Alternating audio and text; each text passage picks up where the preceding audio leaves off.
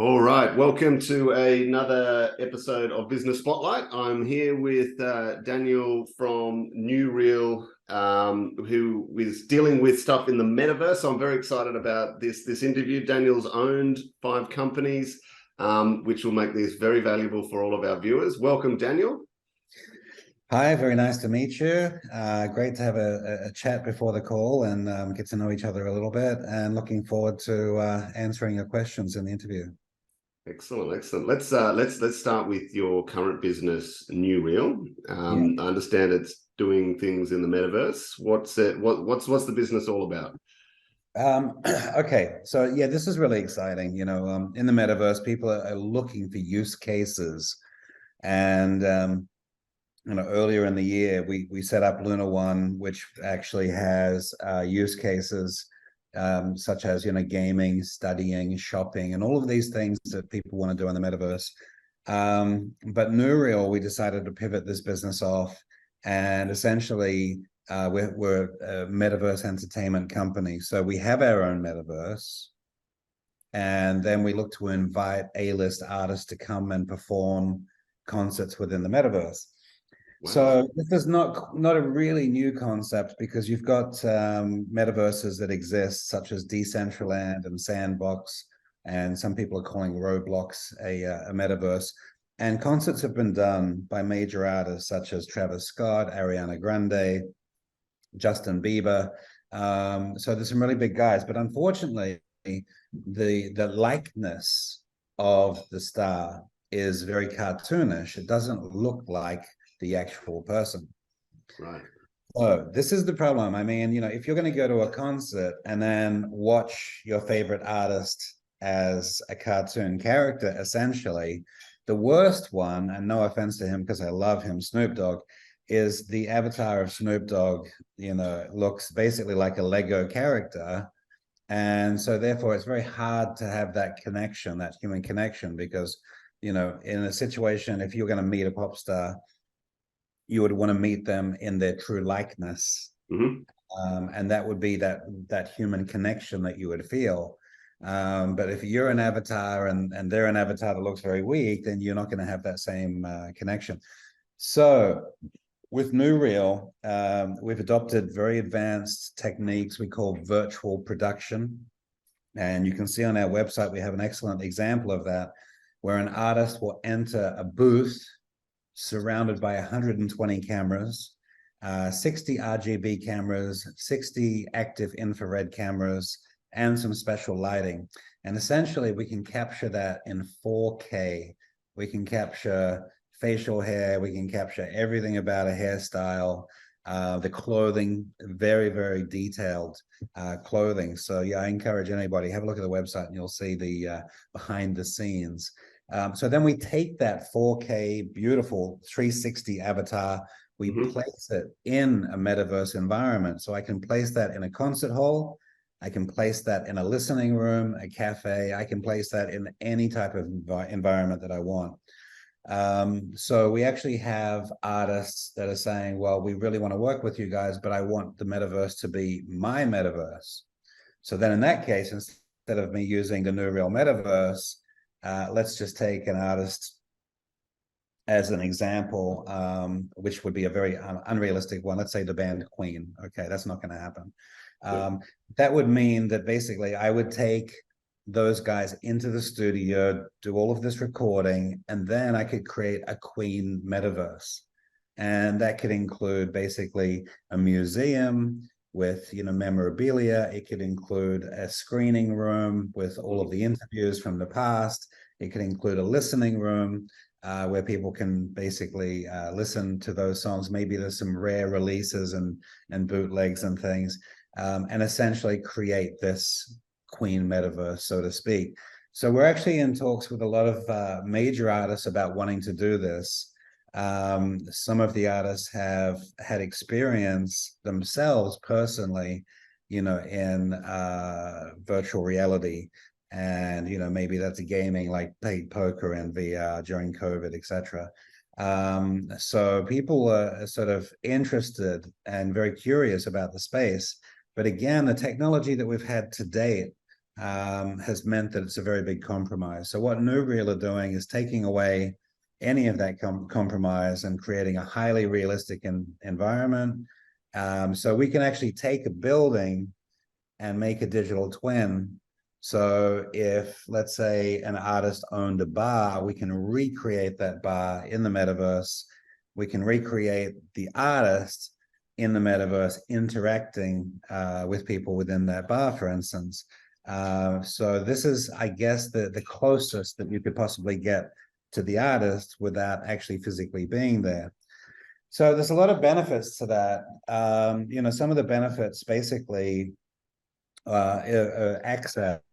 I mean, you don't need to travel in order to meet this star or to go to a performance. Yeah. So you take the travel aspect, things like insurance, the costs, medics, we're having to worry about drugs and alcohol in a concert, cleanup, access to clean drinking water. If you saw the Netflix special, the Woodstock 99, was it? Yeah. Right. So this was an absolute disaster. Yeah. But if you can imagine, if we did this in the metaverse, you would have had people's personal safety would have been protected. You wouldn't have had the danger that had been created with people fighting and lighting fires and all of these things, people running out of water, hygiene problems with the toilets. This is a big problem. And essentially, very large crowds are very difficult to control. But in a metaverse environment, let's say that you wanted to see an artist and you invite a few of your friends, you can have basically a private concert with just you and your friends. The artist is performing in front of you. His eyes are looking right at you. If you're moving around, he's still going to track your eyes. And you can feel that basically you've got this personal experience. One of the things that I really hate, I remember going to a concert and I'm trying to watch the band and everyone's standing on the chairs. And I'm screaming like, sit down, I can't see, And, essentially with a metaverse concert, you can be in the front row, you can be in the back row, you can get up on the stage, you can walk around the artist, you can do anything. So basically we're creating a limitless environment where the experience of interacting with the artist is actually enhanced. You get better opportunities than what you would have in real life. Because I have been at a Dire Straits concert. I was in the back row and the band looked like ants and I didn't feel very connected and then by the time the music got to me, it was blurred and muffled because of the PA system of the venue.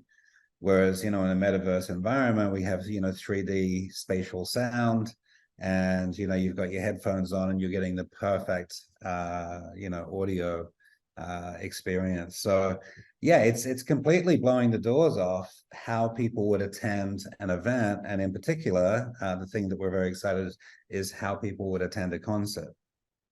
Nice. Excellent. So who's the customer in this business model? So we're working with record labels and artists and artist management. Right. Okay.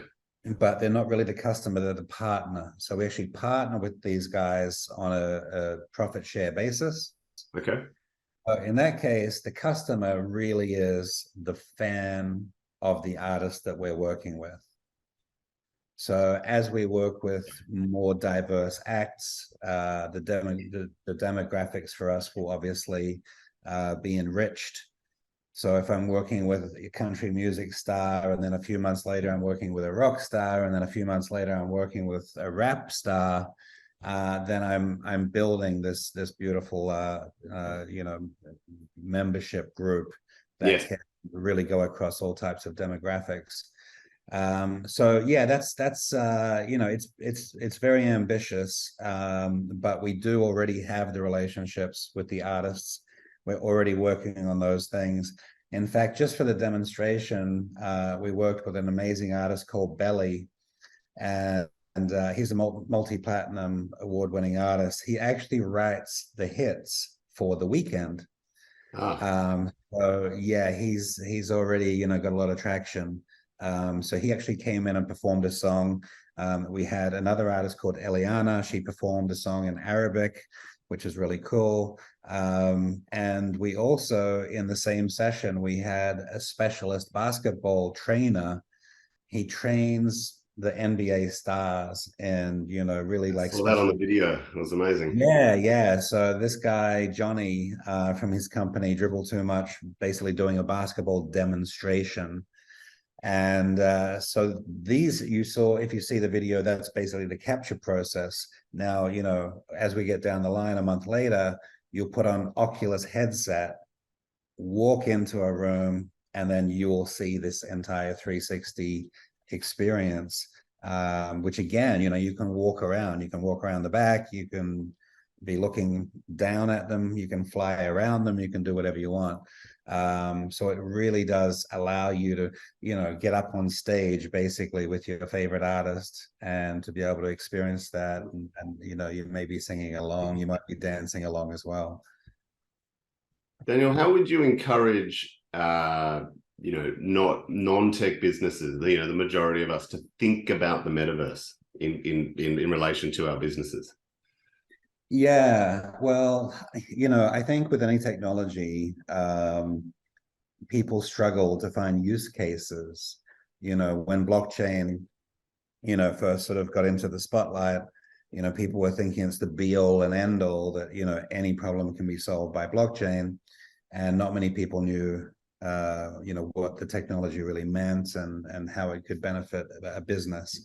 And then over time, slowly, you see stronger use cases. You see companies, let's, for instance, like IBM partnering with Hyperledger and working on really large projects, like with companies like Nestle, etc. And I think with the metaverse right now, I think consumers are probably very confused about, why would I put this big, clunky, heavy headset, on, and then suddenly I feel like I'm not, in the room. I feel disconnected basically from my real reality. So within that experience of putting on that headset, you really need to keep that person interested and keep that person, wanting to wear the headset as they're getting sweaty and it's getting heavy, and maybe these things are going to cause neck problems the way they are. That's, the Oculus is very heavy. And you can see that, newer devices coming down the line are going to be a lot lighter and a lot more streamlined. But for now, I think, most people think about metaverse as an entertainment space. I guess, like, from a marketing point of view, people talk about, the 4 Ps, and one of them being the place. So we've created a new place with metaverse. So Yeah. brands are very, very keen to get in there. And, with your avatar, you can try on the jewelry of the brand, or, L'Oreal did a thing where you can try on the makeup and see how that looks. It's a little bit like earlier apps where, you can, change your hairstyle, in a metaverse environment and say, oh, okay, this is going to look good on me, or this isn't going to look good on me. So yeah, I think with metaverse, the adoption is fairly low. There's about 500 million people that access the metaverse per month. Okay. And the amount of time that they're spending in the metaverse is quite limited, because we don't have sticky enough environments that they want to go in and say, wow, this is so great, I want to stay here, I want to spend an hour or two. People have also, reported what we call VR sickness, that, maybe after 10 or 15 minutes, you start getting a headache or feeling a little bit dizzy or feeling a bit nauseous.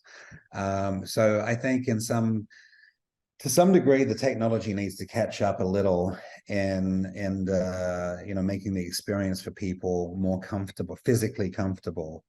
But, again, so, gaming, like, you can play a game already in VR with a PlayStation. So if people in the metaverse industry were really focused on gaming, then I would question what's different between what people are already doing in gaming and why would a metaverse game be better. So that's not an area that really interests me at all, in fact. But for attending a concert for your favorite pop star that you're not going to travel to go and see, and maybe it's a one-off, there's a one-off tour, it could be a band's final tour, and they're not going to tour the entire world. Artists are wanting to tour less and less now. So this gives you the access and the experience without having to incur very high costs, and then all of the pain in the ass of going to a concert, being squeezed and pushed and not being able to see, not being able to hear properly, paying $10 for a Coca-Cola, all of these things. So we're trying to create basically a better experience than what you would have if you physically went to a concert. Excellent. Yeah. What role does your own education and development, what role has that played in your success as an entrepreneur? Look, when I was younger, I was very, very focused on, sales. I was very successful in sales, and I really enjoyed that. But then I did feel like I hit a limit. When I was working with companies and making 200-300% a quota, and thinking like, this is just, this is not fun anymore. I always felt that, as a salesperson, people would just see you as somebody that's trying to get money out of them. Mm-hmm. And I worked with a guy in a company who was a consultant, and I went on a couple of sales calls with him, and I just stayed quiet. And he talked about the project that the client had in mind. He talked about how he would approach it and what method he'd use. And by the end of the meeting, he's using this assumptive close technique that it's like, all right, well, let's just get started on the project. And it happened. And I'm thinking, wow, this guy is getting the business, but without having to be the salesperson, because he's the smart guy that understands what's needed and how to fulfill that need. So I really respected this guy so much. He inspired me to go into consulting. And then I thought, all right, well, what am I going to consult about? So from my point of view, being very, very strong in sales and marketing, I thought, well, maybe I can help firms, training their salespeople, which is something I'd already done, and trying to align their sales strategy with the business. So actually that became very successful. As I mentioned to you earlier, when I decided to do an MBA, a lot of the students that were on the course with me became my clients, because they saw the way I operated. They saw the way I would think and how I would present back my ideas. So that actually was a really good start for me, by default falling into a role and becoming successful. So that was very exciting. But then that was really about helping other businesses to grow. And then at some point I was thinking, you know what, I want a business that I can really scale. And obviously, scaling a business as a consultant is extremely difficult, because you need to find other people that are as good as you, and you've got to keep them busy enough that you can remain profitable. So I was really excited setting up International Blockchain Labs, getting into the blockchain market a lot earlier than other people. I worked on the delivering the blockchain course for MIT University. That led to a lot of consulting on blockchain projects, blockchain design, etc. And then earlier this year, I met a guy who's basically a founder investor, and said, look, how would you feel about working with us on a Metaverse project? And I think by that stage, I worked on just about every aspect of blockchain, just about every industry. And for me, Metaverse was something that was extremely exciting, because this is a new place that, people can sell into, market into, build into, work. So that was really, I think, a unique challenge. So I had been working for myself, at that stage already for, maybe 20 years. So the idea of working with or for somebody else was not very appealing. But on the other hand, on a metaverse project, because look, I don't like managing people, to be honest. Okay. I like managing myself. I like collaborating with people, but I don't want to sit there giving people KPIs and managing their job satisfaction. I'm very much a lone wolf, you know. So I've learned now that the important thing in a business really is to delegate and trust people. And I think this year I've sort of cracked through that now. But yeah, so early this year, we started this business, Luna One, which is a metaverse that would be doing everything, basically a metaverse for all applications. And as we went down the track and things were building very successful, we raised $25 million from the 1st of March till the end of September. During that time, I'd started to become more and more interested in the entertainment side. So I went back to the original investor and said, listen, I think we should start something new, not something that would compete with what we were working on, but more so just to focus on entertainment in itself. So I actually went over to Los Angeles and scouted some talent, found some incredible people to work with. So one of the guys is the executive producer of the Jimmy Kimmel Show. We have a director that has worked with Kanye West, Eminem, Megan Thee Stallion, all of these guys. We have a star-studded team. One of our special effects guys worked with Disney on Moon Knight. He worked on Game of Thrones. I mean, we've got an incredible team. And that type of team that we've put together, it doesn't need managing. It's just communication. It's just guys working together and, for a common goal. So I think in that case, as an entrepreneur, I recognize that I need talented people that have experience, they have their own drive, and that they would be genuinely excited about working on this project and working together. So that's been an incredible journey. So yeah, we've got a bit of a star-studded lineup in our team, which is what gets us the access to these, A-level stars that we're in the process of signing and working with. And getting Belly and Eliana in, which we worked with on the demo, was literally just one of the guys making a phone call. And with our basketball guy, the same thing. So yeah, we have an incredible 2023 coming with a lot of very big artists doing metaverse concerts, and also wanting to create their own unique metaverse. So like there's great examples of bands that have memberships. So I think a great example would be like Kiss. You have the Kiss Army, and the Kiss Army has 100,000 members, and you pay $50. You get a pin, you get a T-shirt, and you're part of the Kiss Army. You get certain access to events that other people might not get events to. If you were to take that concept and put that into a metaverse where you have an NFT membership that gives you an array of benefits over a certain amount of time, now you're talking about what we're doing with nuREAL. So instead of selling a concert ticket, we sell a membership that includes a whole lot of things that mean, being able to have a Zoom call with the artist, having the chance to win the clothing that was worn in a concert, the guitar pick that was used by the guitarist, and all of those things. So look, artists have always been looking for two things. One is, how do they express themselves creatively without being told that things are not possible?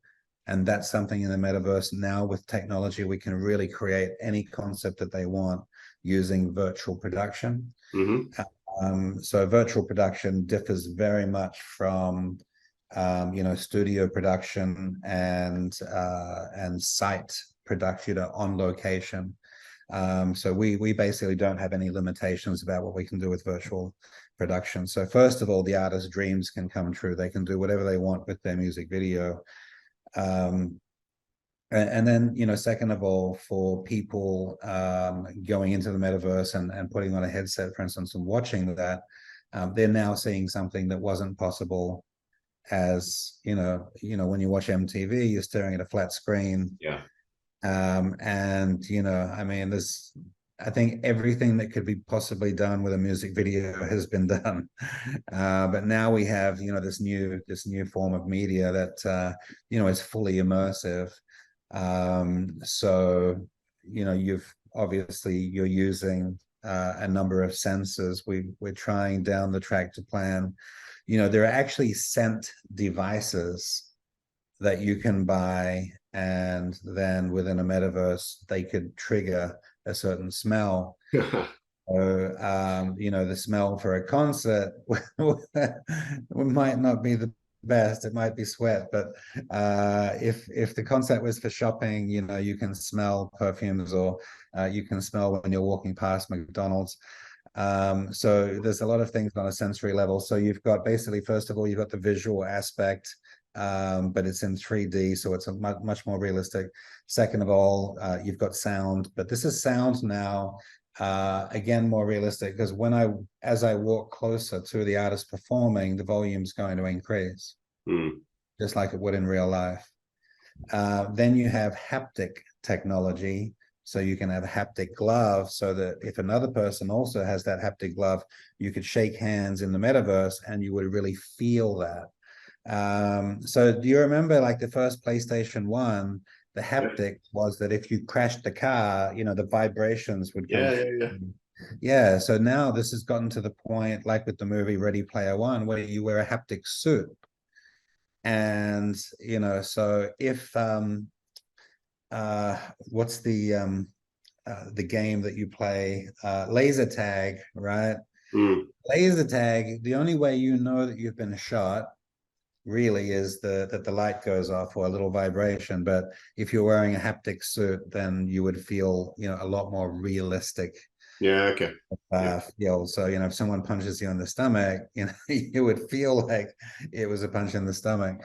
So, this is, again, so you've got basically the audio, you've got the visual, you've got the touch, and the smell. The last thing is taste. Now, if we're going to have a concert and the band's favorite drink is, Iron Brew or Coca-Cola or iced tea, you could tell the audience that, hey, listen, during the concert, you should, make sure you've got this handy. And again, then you've got the taste aspect, interacting with the concert. Cinema experiences, you might have popcorn, and so you're going to pop the popcorn before you watch a VR film, to make yourself feel like you're at the cinema. So there's just so many possibilities. So that's why entertainment for me is the most exciting. And using these virtual production techniques, which are very expensive, but they really do remove all of the barriers, that we have about traditional production methods. Okay. What you talked about 2023 being exciting. What challenges do you see ahead for the business? Well, first of all, there's always technical challenges, because you're always going to want to push the technology to the limit. Yeah. And look, there are, in these other concerts that have happened, you've got tens of millions of people attending at the same time. So obviously you're going to need the technology to be able to stream and buffer that. So actually we're using the same technology that Netflix use. So no matter where you are, no matter how slow your device is or how slow your internet connection is, you'll still receive the same experience as somebody that's, in a very high-speed network environment, in the city. So we're having to basically look and adapt and borrow ideas from other content platforms to see how would this work. And then the other thing is, first of all, when you're using a VR device like an Oculus or a Pico, or the Apple one that's coming soon, those devices have a limitation. They don't have the chipset and the computing that a laptop or especially a gaming console would have. Mm. So a gaming console, Xbox or PlayStation, they have all of the right chips to have very, very high quality graphics, and for the game to move at very rapid speeds. So now, without having that console, if you've just got the Oculus device and it's an app, you're actually limited to the quality of the device. So in that case, we need a VR version that would be, let's say, for Oculus. Then we need another VR version, would be where you put your mobile phone into the cardboard, headset, and wear that, more of a temporary solution. And then we have augmented reality, where you're watching it through your phone, but it's displaying in front of the phone, such as on your desk or on the wall. And then, of course, the final one would be just simple watching it over the web. So each of those different platforms requires different types of development and using different files and different methods. So I think, yeah, today where we are, we're very early in the industry. We don't have a very large metaverse ecosystem of companies that are all supplying the technology for metaverses. Okay. So, there are two major leading, software platforms, Unity and Unreal Engine, and these are part of the building blocks in making a metaverse. But behind that, there's still a lot of issues in creating a metaverse platform, and even a simple thing for us is like, handling the ticketing for concerts, obviously having user profiles and people's avatars. And then besides that, you start to get issues of interoperability. So I have my nuREAL metaverse. I invite you in, you create your avatar, you're really happy with that, you love our metaverse. And then somebody invites you into another metaverse. Okay. Yep. When you enter that other metaverse, suddenly you've got to recreate your avatar, you've got to recreate your profile, your digital collectible is gone. Basically, the Rolex is not showing up in the new metaverse. So this is another thing, besides building and fostering the company nuREAL, we also have to work within the industry. So, bodies like the Metaverse Standards Organization, to try to see, well, how are we all going to work together? And a really simple example would be a game that is available on both PlayStation, Xbox, PC, mobile. So in that case, you can enjoy it regardless of the platform. But with a metaverse, if you come into my metaverse and everything's built in there, you've got your apartment in my metaverse, you've got all this content, you've purchased NFTs, you've got NFTs on the walls of the apartment. And then as soon as you walk into another metaverse, basically you lose it all. This is going to be a major problem. So I think interoperability and cooperation with other companies is very important. So, in some industries, the main driver is, being the first mover, or some people believe second mover, just watch what the first guy makes a mistake on and then pick up on that and learn. But I think with the metaverse, industry per se, this is going to be more about collaboration, because without that collaboration, without people working together, it's just a number of islands that are all going to eventually, be lost to tidal effects. But if people are working, trying to connect up metaverses and working together, and not competing, then you're not competing on a feature by feature basis, I think then we'll all be much better off. So this is unusual, because in a lot of businesses, startups, everything you do, you want to keep it a secret. You feel like you're the only one doing that. And if you let that secret out, suddenly you've lost your advantage. Yeah. This is the opposite. This is where we need to tell everybody what we're doing, and then say, well, how are you guys solving this problem? How are you guys addressing this issue? How could we work together? So it's I think that makes a lot of entrepreneurs nervous, you know, to be basically opening up your books, so to speak, and showing everybody what you've got. Yeah. But at the same time, you know, in certain industries, if you don't do that, you're not going to get anywhere. Yeah. Fascinating. Mm. Fascinating. What, just one last thing. How can people reach out to you if they're interested? Yeah, okay. Yeah, easy. Well, LinkedIn, Daniel Puzny, they can find me. nuREAL is nuREAL.live. So actually, you know, one of the things I am still doing some consulting with my firm, International Blockchain Labs, which I moved from Hong Kong to Australia when I moved. But then obviously anything that's metaverse is with nuREAL right now. But yeah, no, so I actually work with other companies within the blockchain and cryptocurrency market.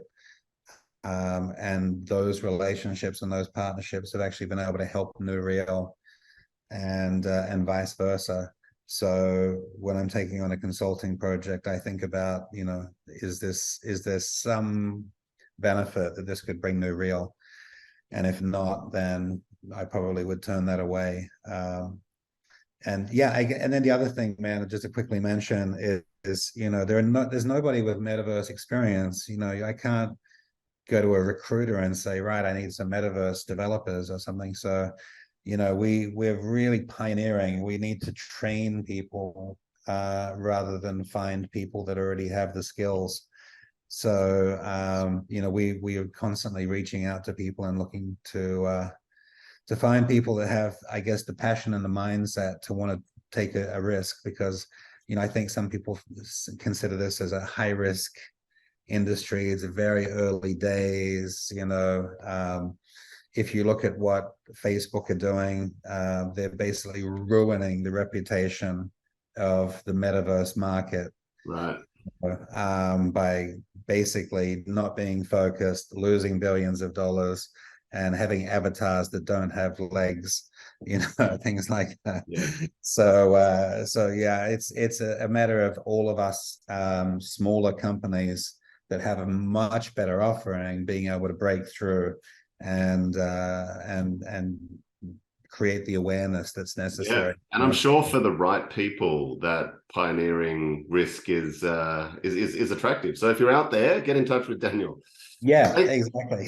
thanks, Daniel. Thanks for your time. It's been Yeah, my pleasure. nothing like an expert. It's been great. That's great. Great. Well, really nice to meet you, and thanks for having me, and look forward to talking to you next time.